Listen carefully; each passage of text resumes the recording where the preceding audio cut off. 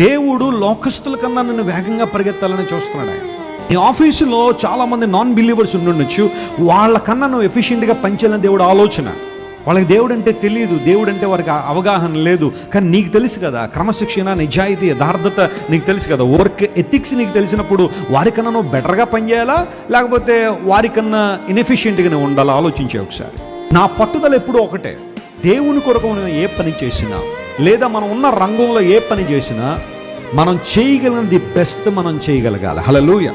Compromise అయిపోయి ఎంత చేసినా ఏముందండి వెస్లీ గారు, జీవితం అంతా మిథ్యే కదండి, జీవితం అంతా మాయే కదండి. అలాంటి మాటలు ఎప్పుడు వస్తాయో తెలియదు. కొన్ని సందర్భాల్లో ఇన్ఎఫిషియన్సీని కప్పిప్పు పెట్టుకోవడానికి వస్తాయి కొన్నిసార్లు.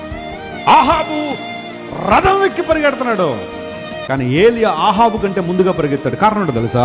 ఏలియా ఏం బిగించాడు? నడుము బిగించాడు. నువ్వు బిగించగలవా? ఈరోజు నీవున్న డిపార్ట్మెంట్లో అందరికన్నా ఎఫిషియెంట్గా పనిచేయాలని ఆలోచన నీకుందా?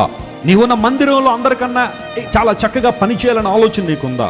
ఒక పని, ఒక బాధ్యత నీకు అప్పగించినప్పుడు what best I can do అనేది ఎప్పుడైనా ఆలోచన చేసావా? దేవుని విషయాల్లో నువ్వు క్రమపరచబడితే అన్ని విషయాల్లో క్రమపరచబడతావు. హల్లెలూయా.